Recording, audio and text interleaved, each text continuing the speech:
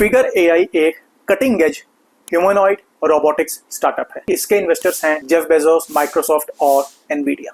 Nvidia ने open AI में $100 billion invest करने का एग्रीमेंट किया है। एनवीडिया ने नेक्स्ट डेकेड का $multi-trillion का हार्डवेयर डिमांड लॉक कर लिया है। लोग अभी भी एआई को सिर्फ एक फैंसी चैटबॉट समझ रहे हैं, लेकिन दोस्तों ये है असली सच।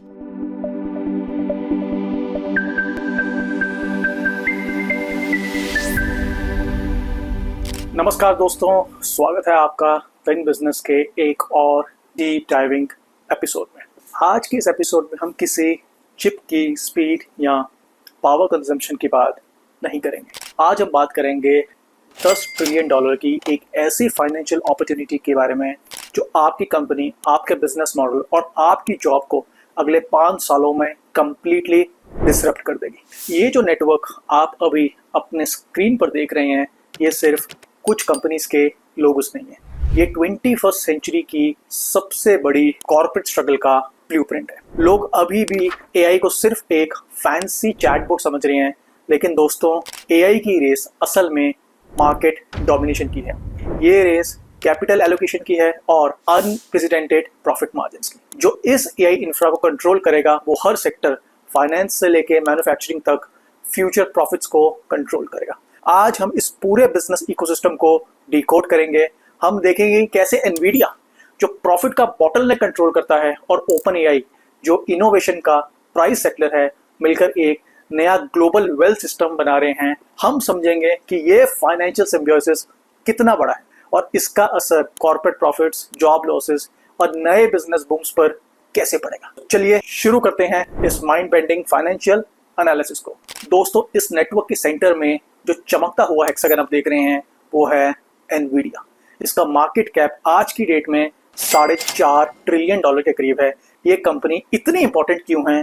क्योंकि एआई ट्रेनिंग के लिए जो हार्डवेयर चाहिए उसके हाई मार्जिन सेगमेंट में एनवीडिया का 90% का मार्केट शेयर है। ये है असली प्रॉफिट की चाबी। एनवीडिया ने ओपन एआई के साथ जो डील की है वो सिर्फ इन्वेस्टमेंट की नहीं है, वो है स्ट्रेटेजिक मार्केट कंट्रोल बनाने की।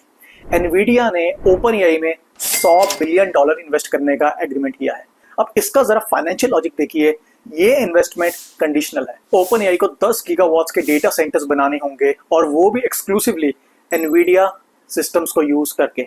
मतलब $100 बिलियन इन्वेस्ट करके एनवीडिया ने नेक्स्ट डेकेड का $multi-trillion का हार्डवेयर डिमांड लॉक कर लिया है। एनवीडिया कोरवीव जैसे स्पेशलाइज्ड क्लाउड प्रोवाइडर्स को भी सपोर्ट कर रहा है। कोरवीव को $7.5 बिलियन का प्राइवेट डेट मिला है। पर क्यों? ताकि वो ट्रेडिशनल हाइपरस्केलर्स जैसे कि एज़्योर, AWS की हाई प्राइसिंग और लॉन्ग वेट टाइम्स को बाईपास कर सके, कैपेसिटी को फास्टर डिप्लॉय कर सके। एनवीडिया एक कैप्टिव डिस्ट्रीब्यूशन चैनल बना रहा है for its high margin hardware. अब आते हैं ओपन एआई पर।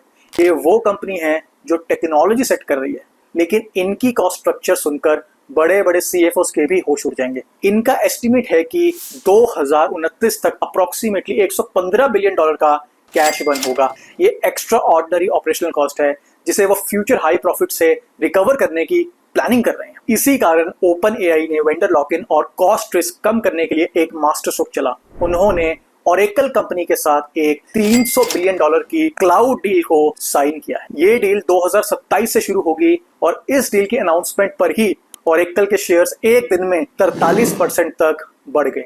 ये दिखाता है कि एक सिंगल कंप्यूटिंग कॉन्ट्रैक्ट की फाइनेंशियल लीवरेज कितनी ज्यादा है। और यहाँ ओरेकल, एनवीडिया, ओपन एआई का फाइनेंशियल लूप तो जरा देखिए। ओपन एआई ओरेकल को पे करेगा और ओरेकल उसी पैसे से एनवीडिया के चिप्स खरीदकर tens of billions of dollars के हार्डवेयर डिप्लॉय करेगा। एनवीडिया की इनडायरेक्ट प्रॉफिटेबिलिटी यहाँ भी गारंटीड है। ये multi sourcing strategy Open AI के लिए कॉस्ट कंट्रोल और मार्केट डोमिनेंस के लिए एक क्रूशियल वेपन है। एनवीडिया की डोमिनेंस को तोड़ने के लिए कंपटीशन को सिर्फ बेटर चिप्स ही नहीं, इनोवेटिव फाइनेंशियल स्ट्रक्चर्स भी लाने पड़ते हैं। यहाँ एंट्री होती है AMD की। AMD भी ओपन एआई को 6 गीगावाट कैपेसिटी कमिट करता है, लेकिन यहाँ डील कुछ अलग है। AMD ने ओपन एआई को 160 मिलियन AMD शेयर्स का वारंट इशू किया है। ये है असली फाइनेंशियल इंजीनियरिंग। ये शेयर्स तभी वेस्ट होंगे जब AMD के GPUs कंप्यूट एफिशिएंसी और की शेयर प्राइस माइलस्टोन्स अचीव करेंगे। मतलब AMD ने इक्विटी को परफॉर्मेंस बेस्ड इंसेंटिव बना दिया है। अगर AMD जीता तो ओपन AI भी उनकी फाइनेंशियल सक्सेस में पार्टनर होगा।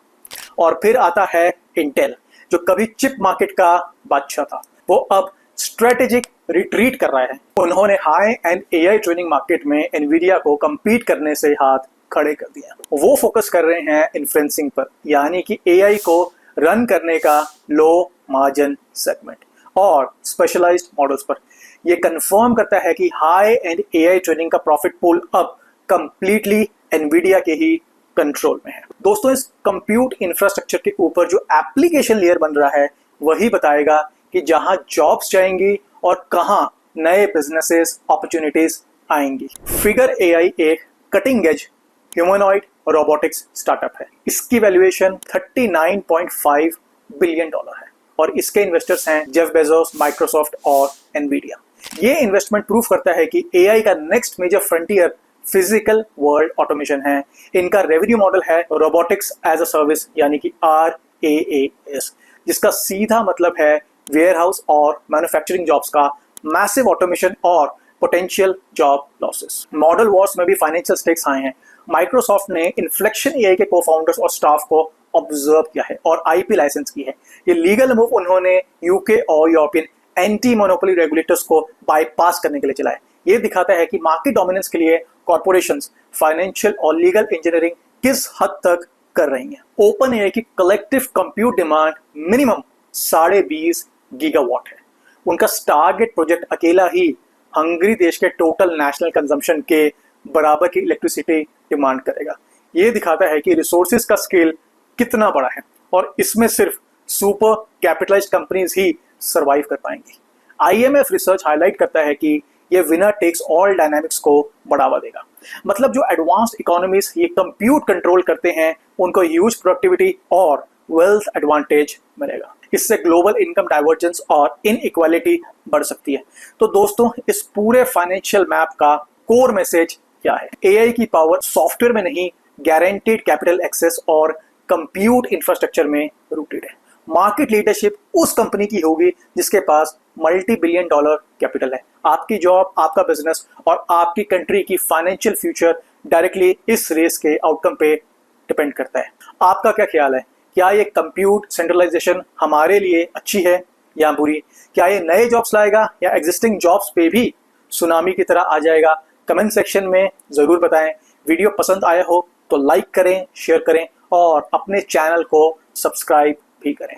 धन्यवाद और मिलते हैं थिंक बिजनेस के अगले फाइनेंशियल डीप डाइव में। तब तक के लिए जय हिंद एंड टेक केयर।